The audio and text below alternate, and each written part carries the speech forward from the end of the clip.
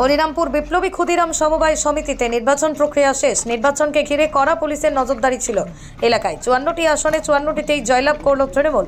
তৃণমূলের জয়লাভের পর বাদ্য বাজনা সহকারে আবির উৎসবে মাতল তৃণমূল কংগ্রেসের কর্মী সমর্থকরা। প্রার্থীদের মালা পরিয়ে জয়ের উচ্ছ্বাসে মাতল এলাকার মানুষজন।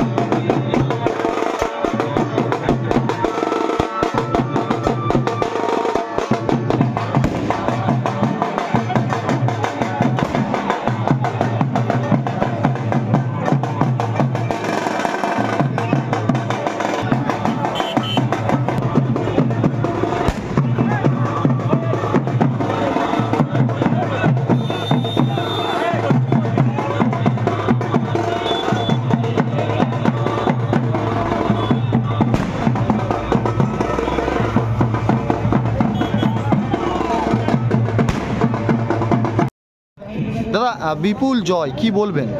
না, এ জয় প্রত্যাশিত ছিল। আমরা প্রথম থেকেই যেভাবে মানুষের কাছে সাড়া পেয়েছি, আমরা শুধু সময়ের অপেক্ষা করছিলাম।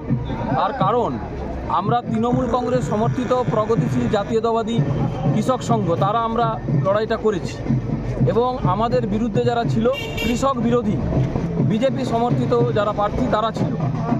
সেই কারণে আমরা আত্মবিশ্বাসী ছিলাম যে আমাদের জয় শুধুমাত্র সময়ের অপেক্ষা।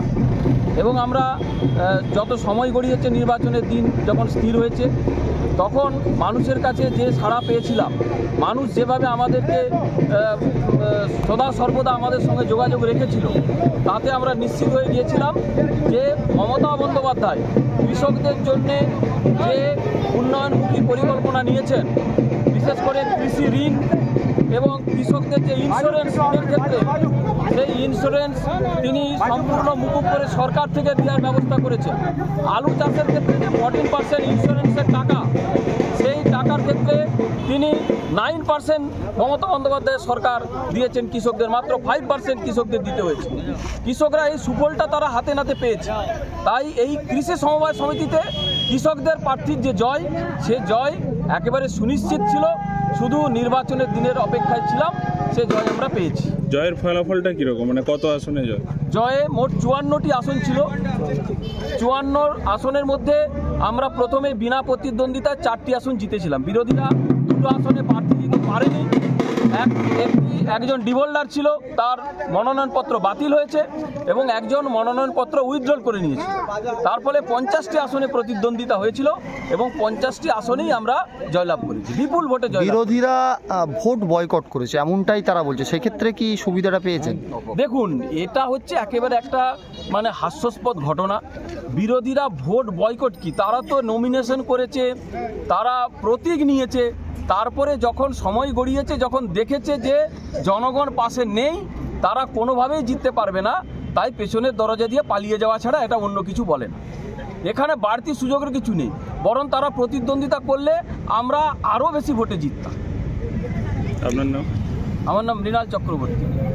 আমি দাসপুর 1 ব্লক তৃণমূল কংগ্রেসের সাধারণ সম্পাদক এবং এই সমবায় সমিতির যে পরিচালন মণ্ডলী ছিল তার আমি সহসভাপতি।